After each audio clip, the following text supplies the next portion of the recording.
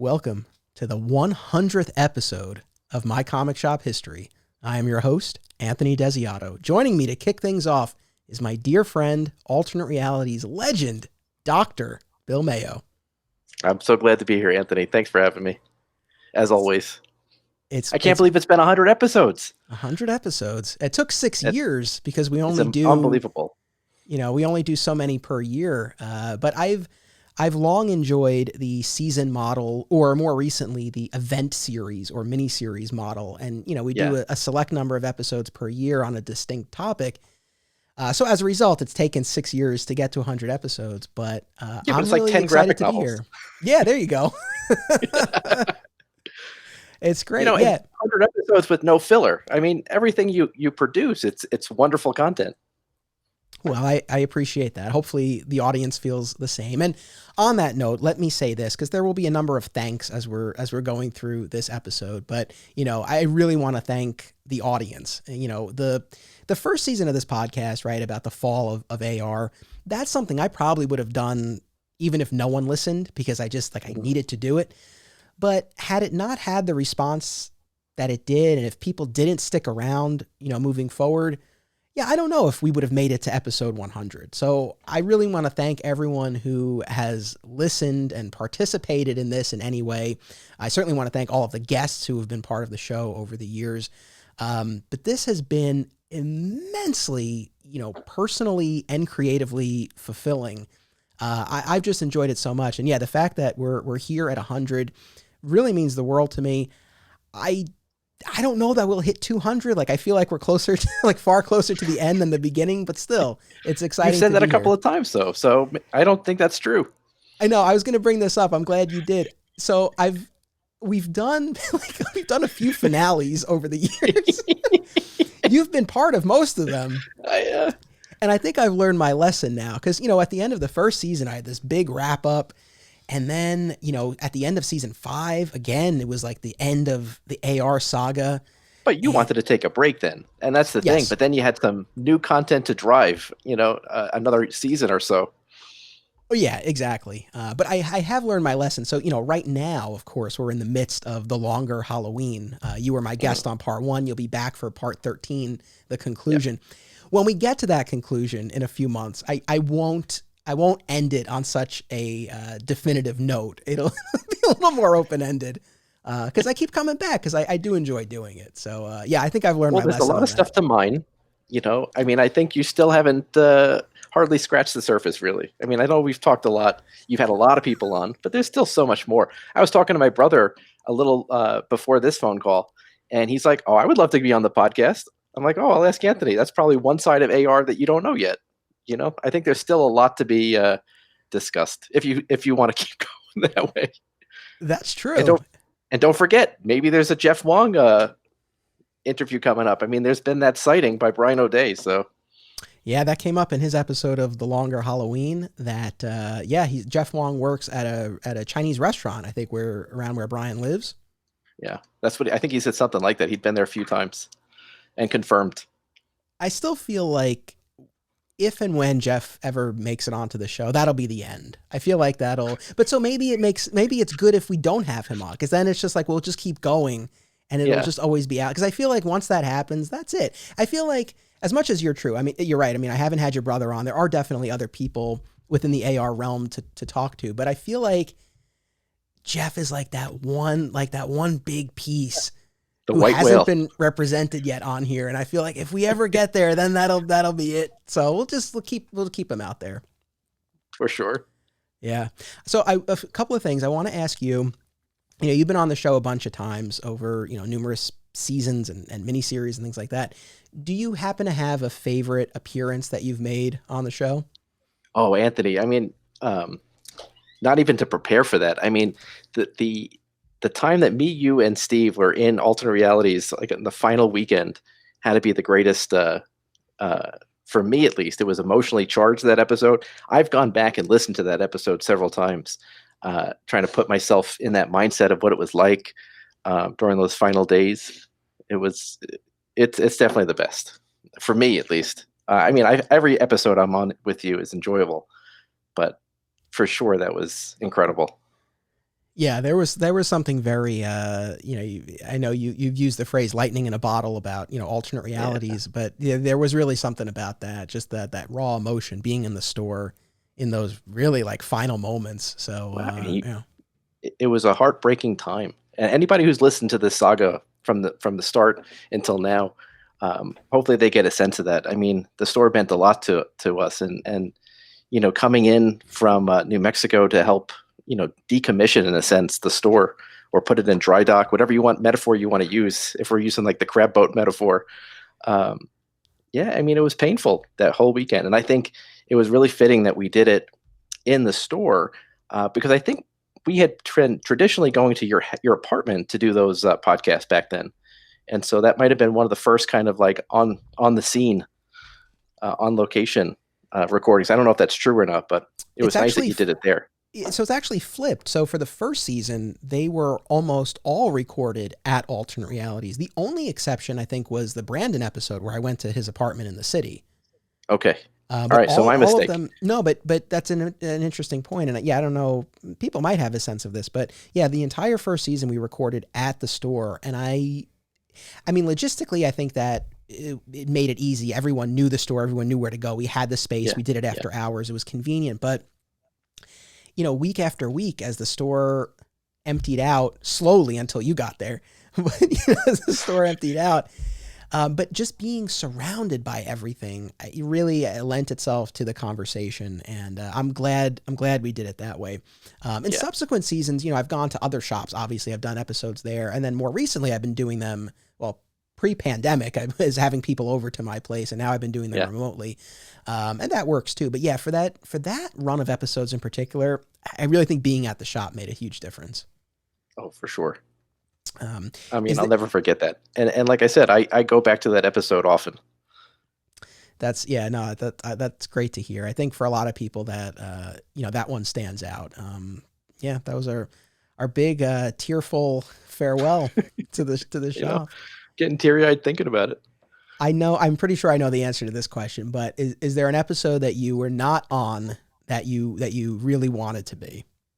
Oh, what's the answer to that? The If original you know art so. episode from season 2. Oh, I think I have a lot to contribute when it comes to original You art. do. I would love to do one with you if Yeah, you ever well, want to go that direction again. yeah, I mean, so for the record, again, now I've been doing all these remote recordings, but at the Yeah. time I was only doing them in person. Otherwise I obviously would have had you there. But yeah, no, I'm sure you would. And they're, people. That's one of our highest rated episodes. is, Right. is, I is that remember one? listening to that, and I think Phil was a big participant in that episode, correct? Yeah, it was And Phil, he had Tom, and Drew. Right. And so, Drew and I kind of were collecting around the same time. Drew was doing a lot of his, Infinity War type pages. I was doing a lot of the commissions, and I haven't really been active collecting in years. So it was really interesting hearing Phil's perspective of the hobby, at the time I was listening to the episode, like the current state of affairs of the hobby, and it was completely different than what I, knew and grew up in. And so it was a fun episode. I would have loved to have been part of it for sure. I would also have loved to be a part of any Rich Roney / Drew Cheskin episode. So if you ever want to have another person in the room, let me know. Well, thankfully we did have you on with Rich and Steve for the season 5 finale. But yeah, I've not had you on with Drew, and I'm sure that Well, so that's another thing. We could do an AR for future events. It could be like an AR team up hour sort of Yeah, thing where we have yeah. different combinations of people. There are always ways to keep it going. We could always justify it. You can milk this forever. I'm telling you, 200 episodes, it's gonna a walk in the park, Anthony. Though at the same time, and I think part of the reason why I always sort of like to have a finale is, I want to be mindful of knowing when to get off the stage, and I don't Yeah, want to like bleed this thing dry, and if again, I feel like we've covered so much AR wise, and even if there is stuff that we haven't gotten to, I think that's okay. Like if there's a teeny tiny little bit of mystery that might still remain, I'm okay with that. yeah, yeah, for sure. I wonder, what like a listener who's current with the podcast listens intently, what they must feel like not being able to visit this magical place that we talk about. I wonder. I don't even know. I mean, I know how I feel about it, but we talk about it so much. It's like it would be great to have it still. But Yeah. as you've discussed during your podcast and even your movie, there are glimpses of alternate realities scattered throughout this country. So, which I think is great. It's true, and yeah, I mean, I hope that for people who have gotten to, and that's the that's the thing that's I think so special about not just this but podcasting in general, and what the form allows is like people have gotten to know our community and our store, even though they may have never met us in person, and even though the store doesn't exist, and they may have never been there. Yeah. That's really cool. No, I absolutely. And I don't know if there's any other store out there that's like that. I mean, I think you're the one person who's like, pumping the store that doesn't exist anymore. Um, there's no other podcast like it. I don't know. I don't know where I was going with that. Maybe cut that. It's no, that's fine. No, it is really funny, right? Because like you and I are both. For anyone who might be watching this on YouTube, like you and I are both wearing alternate reality shirts. Like I wear them every day. Like almost every day of my life, I'm wearing an AR shirt. and you make them, and Yeah. so actually the one that I'm wearing is one of the original run of shirts that Steve made. In Oh, yeah? 2007. But Yeah, those are rare items. But like you've made so many variations of the shirt, far more than ever Yeah. existed before. I'm wearing the Batman Nice. shirt one. Yeah, I think. Very nice. But it's so funny to me because it's like, and I think it might have been Metalhead who initially pointed this out, but it's like the store has more like, merchandise and promotion Yeah. now Never that had. it doesn't even exist. I know. So No, but, you're 100% right. it's funny too because I had wanted to do a podcast. To be honest, probably as far back as when I made the documentary about alternate realities. I remember that summer after making the movie, I was like, the creative juices were flowing, and I was like, oh, I would do a podcast. And I didn't do it because I guess I didn't know exactly what it would be about, and I didn't know if people would listen. And that's not a good reason to not do it. And for anyone out there who's thinking about doing a podcast, just do it. You never know what'll come of it. And if nothing else, you'll connect with the people you're doing the podcast with. And there's something about that, and just expressing yourself and putting something out there in and of itself, I think can be worthwhile. But I wanted to do it, and yeah, part of that is a little bit of a regret. I mean, obviously, I'm glad we at least did it when the store was ending. That was, obvious. That certainly made sense to do it then. But yeah, I do wish that I had been podcasting, about AR from AR, while the store was still there. I think that would have been cool. Oh, absolutely. Might have changed everything, Anthony. Don't say that. I'm not saying that. Well, you forced me to think of what if I never came into New York that time and the store would still be there. Oh man. So listen, here's what's coming on this episode, right? I have before you get into that, I don't mean to be rude. It's okay. As Rich Roney would say. I want to unpackage what you just said a second ago about, talking to people through the podcast. And maybe this feeds into what you're going to say. So some of the people that you have on the podcast regularly, like Sean Hendricks, Lord Retail, I assume you met them for the first time through the movie or the auspices of the movie, but now through the podcast, you've kind of come to know them in a different sense. I don't know if that's true or not, but how do you feel about that? Like, you've gotten to become very good friends with these guys.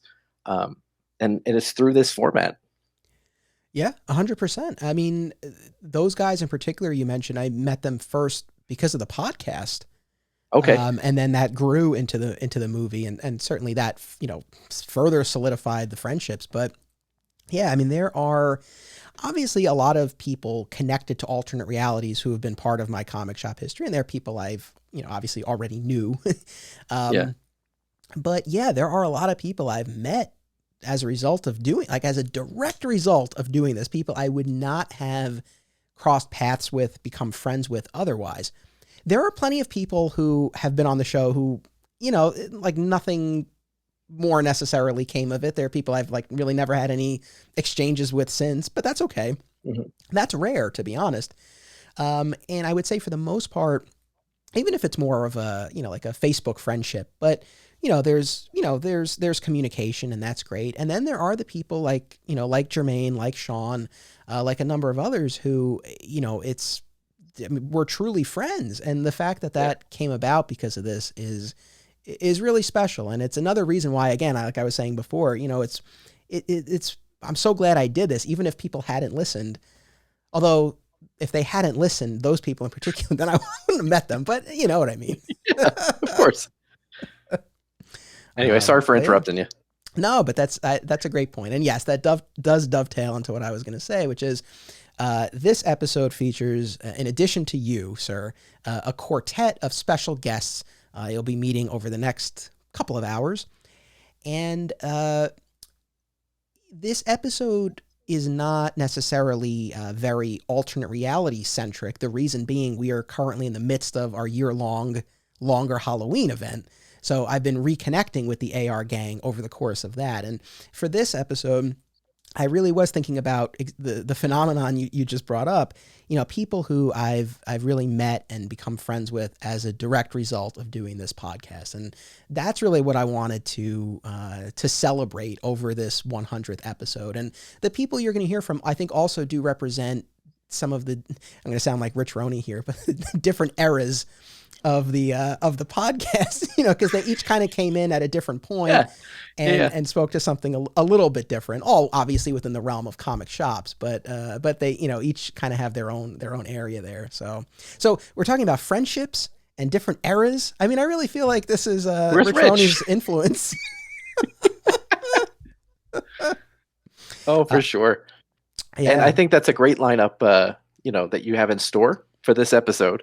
And if I could just speak about two of those guys. So I have never met in person Sean or Jermaine. However, I gave phone calls to both of these guys, and this was in the last couple of months. And so I called up Sean, who runs Fat Moose Comics, and I call him up. I said, "Hey, I'm looking for Sean," and the first thing out of his mouth, he's like, "I know that voice. I've only heard this voice through the computer." And he was so excited to be talking to me. And I was super excited to be talking to him.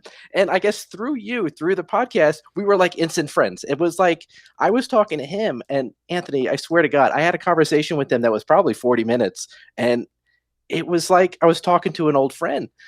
It was kind of an incredible experience. And he 110% would have been one of the guys on, a Saturday night at the Alternate Realities dinners. I mean, he's an incredible individual. And I'm looking forward to hanging out with him in person. He had mentioned also that you're planning on doing like a Wednesday kind of like diamond unpacking day, or maybe a Thursday. I said, count me in. I'll fly across the country for that. So you got to let me know when you guys decide to do it. That will be amazing. Yeah. If we could coordinate, oh man, that would be, I mean, I was already looking forward to it, but that would really, that would be a lot of fun. Yeah. No, he was a great guy. I also placed a phone call with Jermaine, and it was the same thing. We just had a really good conversation. And again, it was because of you that, all the barriers were just completely torn down. I mean, it was like I was talking to an old friend. He knew me from the movie. Obviously I know him from the movie and the podcast, and it was like two friends connecting after a long time, but I had never met either of those guys before in person or even on the phone. So it was a lot of fun. And I appreciate, what you did there. That you didn't even realize, but you've done that. You'd allowed us to connect like that. It was like a real connection.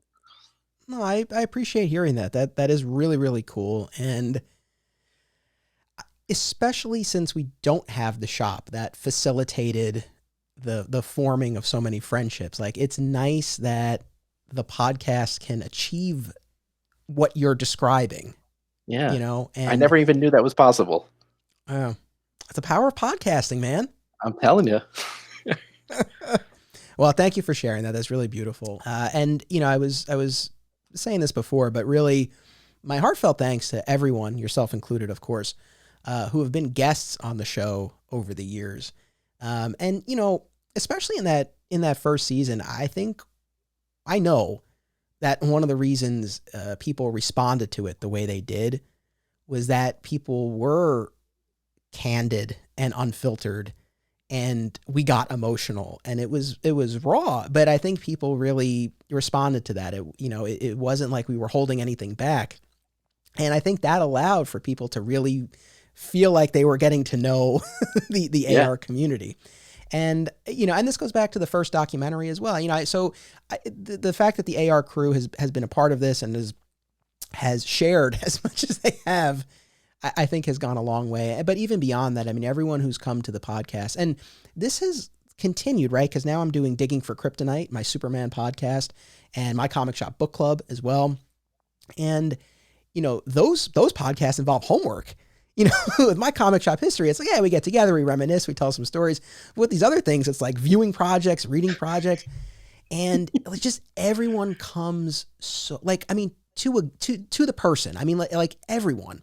I really can't think of an exception.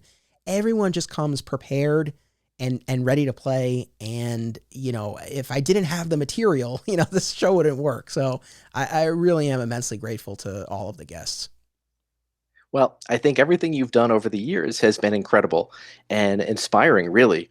And you're really inspiring greatness in other people who participate. I mean, I certainly will tell you, I prepare every time, especially with that when we did the Darwin Cook one. Um, I was prepared for hours, reading and stuff. And I'm sure all your guests are the same way. Um, and so I think it's you that is the driving force behind all of this. You have a vision, and you've really over the course of these the last decade, it's really it's been inspiring to watch, and be a participant. So thank you. We did not plan this ahead of time, Ed, but you were the perfect person to have for this. I'm loving this. This is great. No, I do appreciate the kind words, and there's so many people over the years who have reached out, after listening or watching the documentaries, and I try to get back to everybody. I usually do, and because it really means a lot to me. I appreciate if someone takes an hour or two, listening to these episodes or watching the movies or whatever it is, and so I do always appreciate that. So yeah, the guests and the audience, a couple of other thanks. Earlier in the episode, when I was speaking with Jermaine, I talked about Greg Schiegel, who kind of guided me with how to set up a podcast in the first place. Doug Desher, our AR, our AR brother, he met with me at Alternate Realities, and we did that the first time I ever tested the equipment. We sat there around that big table in the middle. We had to, push some boxes away and make some space. And, we sat there with the microphones, and it was the first time I talked into a microphone with headphones on. And how most people, you don't like the sound of your own voice. Absolutely. Egomaniac over here. I'm like, this is great. I was like, I love this. No, in all honesty, it's not that I love the sound of my own voice, though people might think that is the case. But I don't know, hearing both of us in these headphones, going back to what we were saying before about just like the power of podcasting, there's an intimacy to it. And I do think that part of it is, again, having those headphones on and just being fully immersed in the conversation. We loved our AR dinners, no question about it. But you're in a crowded, noisy restaurant. You're like shouting across the table. It can be a little challenging to like really dial in with somebody, and you can do that with this. Oh, for sure. I oftentimes, because it's so exciting to be back at home. For me, being in New Mexico, and it's like I can't wait for Saturday night dinners, and then, invariably you're disappointed in the end. It's like, well, I kind of talked to Rich Roney. We were screaming in each other's ears for an hour. Yeah, but I mean, yeah, this is a lot of fun. Obviously we haven't had an AR dinner in a very long time, but I've tried to make a point for the last ones that we had of like working the table a little bit, of like actually getting up and going around. And even still, you might only have like a few minutes with somebody, but because it's like, otherwise it's very easy to go a whole dinner and you're really just talking to the people immediately around you. So no, for sure. I just want to say, as far as other thanks, again, we spoke about the guests and the audience and those who helped me tech wise. I really want to give a very special thanks to my musical contributors over the years, namely Ralph Puma, whose song Evil Deaded you've been hearing throughout this episode. And if my comic shop documentary has any like theme song, I think it's that. That's the song that plays during that final montage. I used an acoustic version of it that he did for me in my comic shop country. Like, it's, to me, when I think about like music that I associate with these projects, that immediately comes to mind. And in the first season of the podcast, every song was one of Ralph's, and he's been so generous with his music over the years. Dan Pritchard, my guardian angel in Australia, he composed new theme music for, I believe it was like seasons 2 through 5, I want to say. Very nice. I didn't know that. Yeah, and he's done music for the documentaries as well. He's been a tremendous supporter. And actually, episodes of My Comic Shop Book Club, as well as the original run of My Comic Shop History, is currently on his internet radio station, Slice Radio. So that's another way to consume the show. But I just want to give a shout out to Dan and to Slice Radio. And more recently, Basic Printer. Basic Printer is it's a band. It's the main guy's name is Jesse, and he and I came into. It was actually Ralph who put us in touch initially, and he gave me a ton of music for My Comic Shop Country, and then I've been using music of his in all of my current podcast projects. It's all been Basic Printer. So I really want to thank those guys. It's like there's a lot that I can do. I can't compose music. I can't draw. Like there's certain limits. So, having people who not only can do it, but want to do it and are so generous with their stuff, whether they're letting me use something or they're creating something.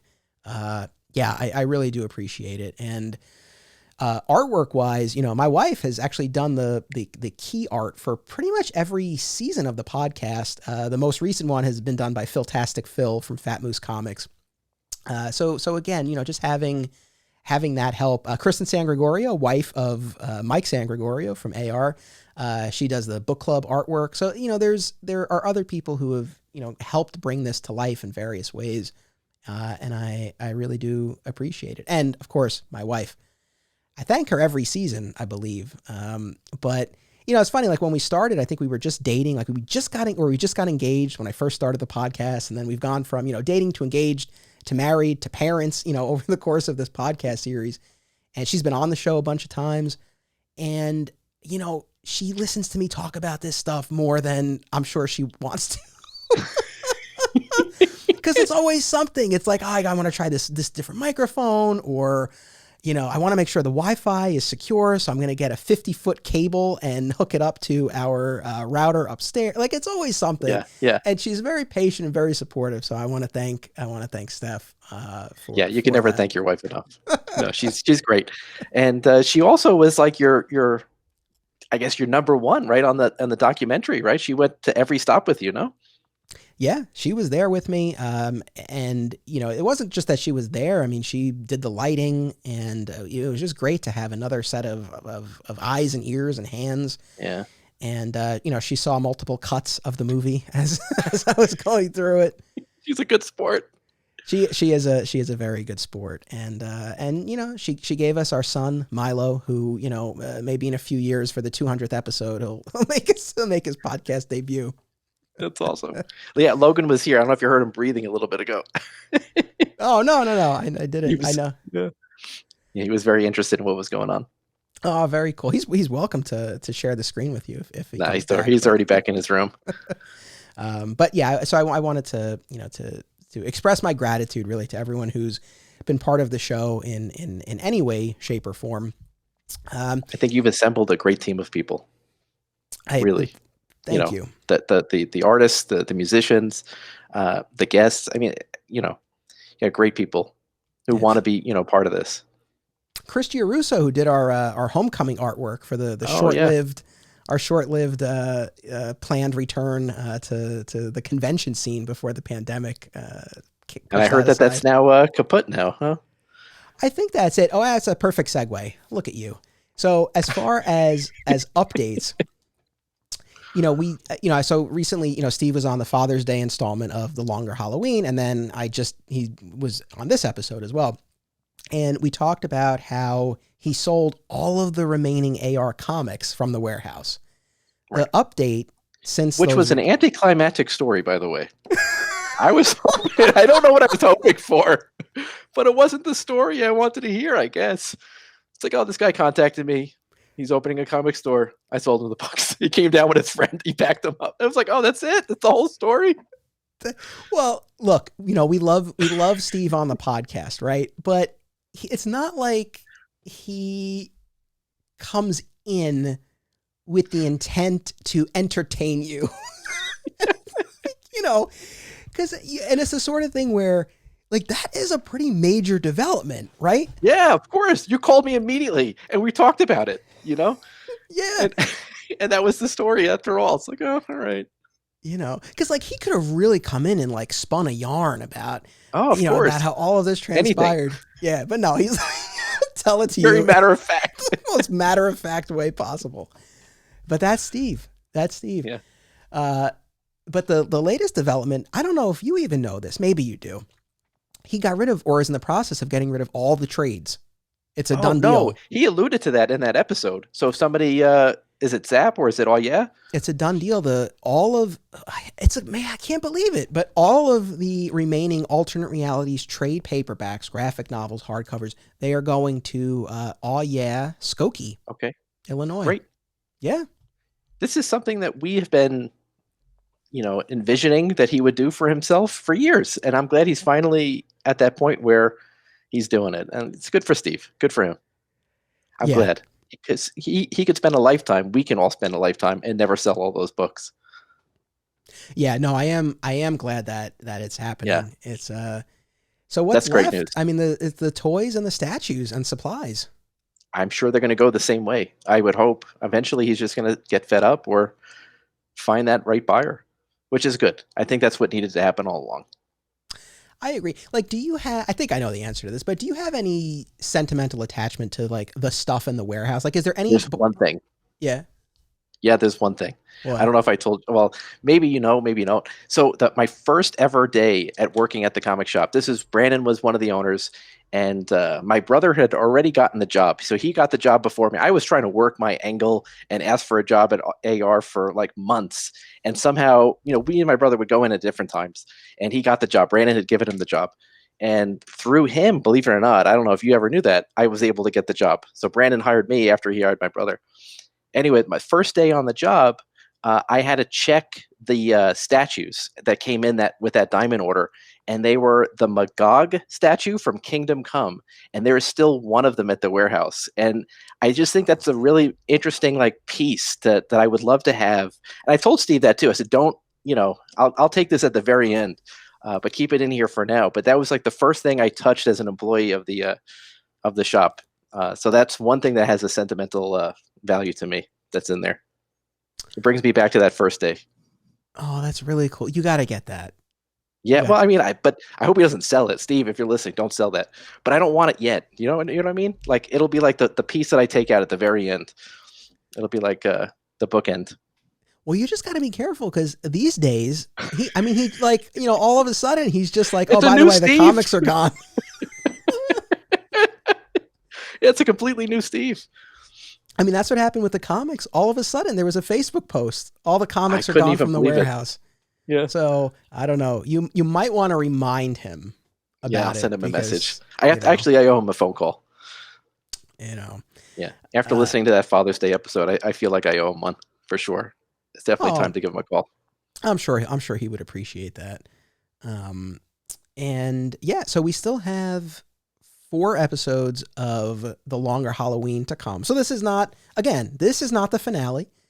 Yeah. We still have 4 episodes, and we have coming up for Independence Day. I'll reveal what the rest of our lineup for Independence Day. We have Carolyn. Okay. And I'm excited to talk about her upcoming wedding. Yeah, for sure. Steve and I were surprised. Great. We were surprised to learn about it and very happy for her. And I think it'll be great to catch up. August is tough holiday wise, but what you squeeze in there? Well, going back, I went back to my inspiration for this, right? Batman, The Long Halloween. For August, they did Roman Holiday. Okay. So you like this? Ryan Holiday. Okay. It's the birthday of Steve Ryan. I love it. I love it. I've had very little contact with Steve all right. Ryan. Yeah. Okay. It'll be really good to catch up with him then. Yeah. He was the last worker at Alternate Realities. What a legacy. But he went out with the ship. Yeah. He went down with the ship. He did. But so he was the final worker at the store, and he and I worked together for a good while. Yeah. And we've had very little contact. He moved away. Now he's kind of back in the area. But we've texted now, and so he's going to come on for the August episode.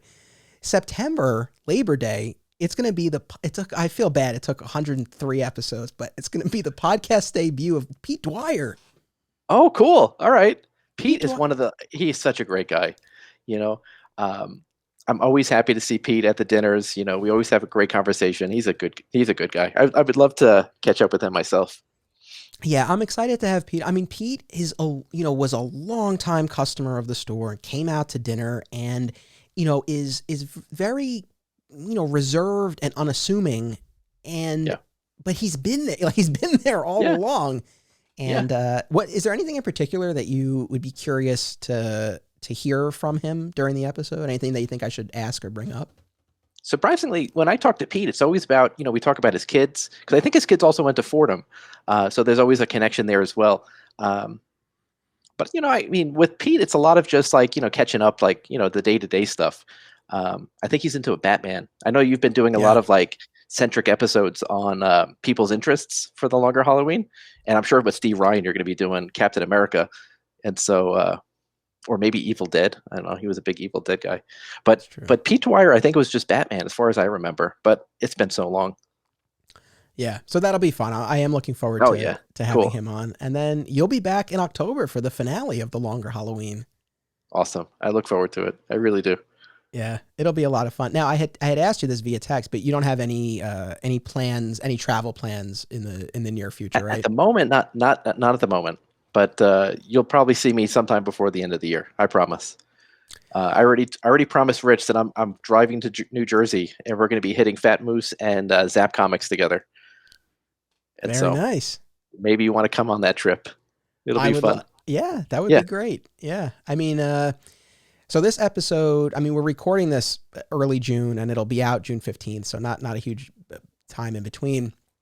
Yeah, I mean, there hasn't been an assembling of the AR crew since Rich Roney's birthday, February 2020, right before everything shut down. I've been kind of toying with the idea of organizing maybe like an outdoor meetup, like somewhere where there's a food truck or something like that. Yeah, that's perfect. I think that could be fun. Has the climate in New York changed at all? I mean, in New Mexico now they're finally lifting the mask mandate for people who are vaccinated, and it's been interesting actually to get out again into the community. Is that not like it's not the case in New York yet? No, I I mean haven't been keeping up.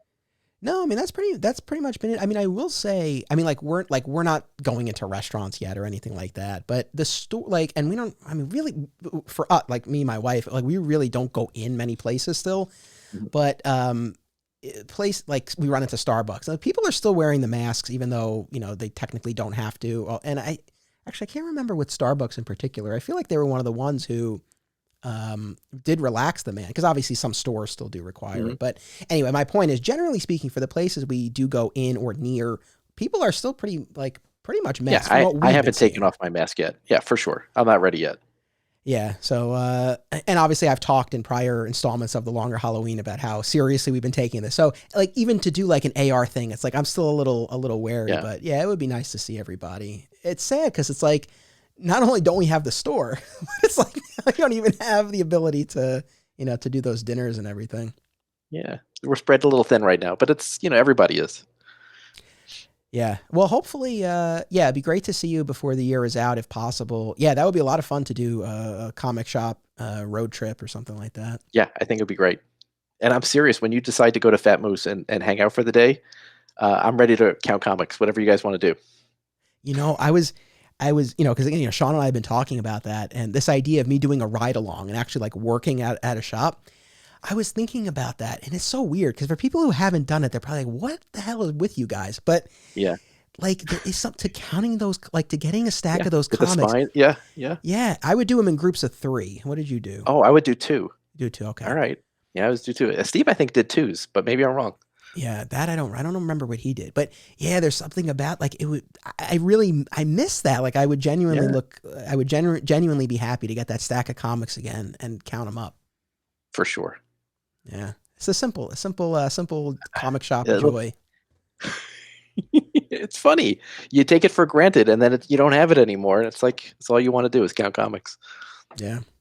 Well, Bill, thank you very much for being part of the 100th episode. I really appreciate you including me on this. Thank you, Anthony. Of course. Thank you to the rest of the guests for this episode. Thank you to everyone who listened or watched. Keep tuning in for the remainder of the longer Halloween, and stay tuned for future editions of My Comic Shop history generally. Make sure you check out Digging for Kryptonite as well. My Comic Shop Country, available to watch on Amazon, Apple TV, and Curiosity Stream. So a lot of different options to watch. And most importantly, as always, don't be a flat squirrel.